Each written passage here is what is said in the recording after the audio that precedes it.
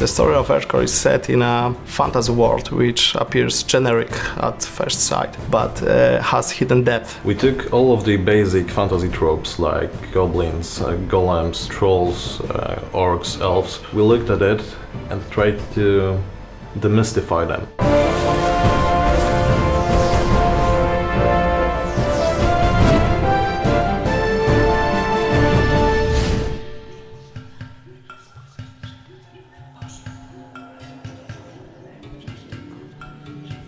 To była taka sprytna sztuczka, gdzie umieszczamy w świecie rzeczy bardzo dobrze znane z Tolkiena, z Lovecrafta, nawet z gier. Dzięki tym elementom, jak z klocków, składamy zupełnie inny świat, z zupełnie innym przekazem.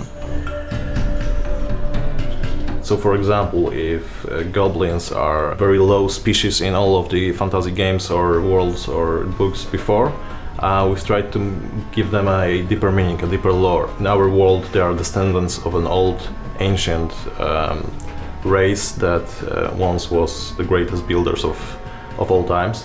There's this undercurrent of conspiracy that is pretty typical to Game of Thrones, for example. And then we have some ingredients that you wouldn't usually find in a game like this.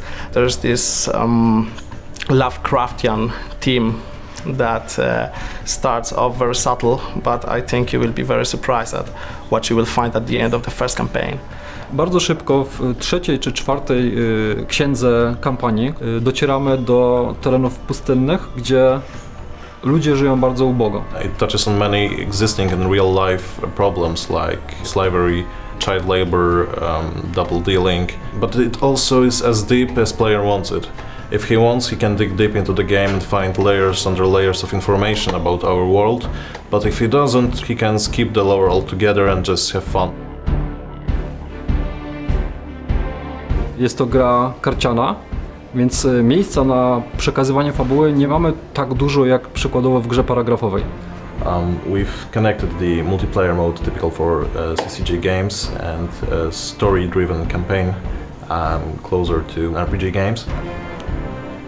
Because we wanted to tell a story, we wanted to make this story as grand as we could. The campaign is structured as a series of books, and each book is divided into chapters, and each chapter has a story introduction and summaries, which are also story-based, and pretty much set the context for what happens in the missions. In Earthcore, you as a player takes a role of a mighty warlord coming to his hometown after years of bloodshed, only to find it laying down in ruins. Bohater zaczyna z innej perspektywy, z perspektywy rozbitka, włóczęgi czy ostatniego ratunku dla swojego miasta, zwiedzać te krainy, które dotychczas zwiedzał jako pan i władca. Staramy się, żeby żaden fragment tej historii nie był typowy, schematyczny, taki po prostu, żeby wypełnić fabułę.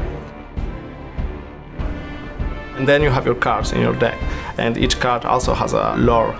Has a story associated with it. And we have both generic mercenaries, we have heroes who have their place in the world.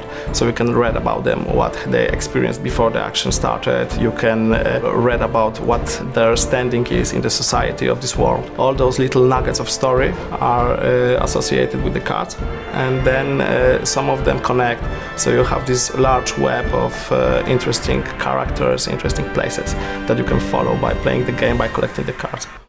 Lord, hear my call. Elements are out of balance.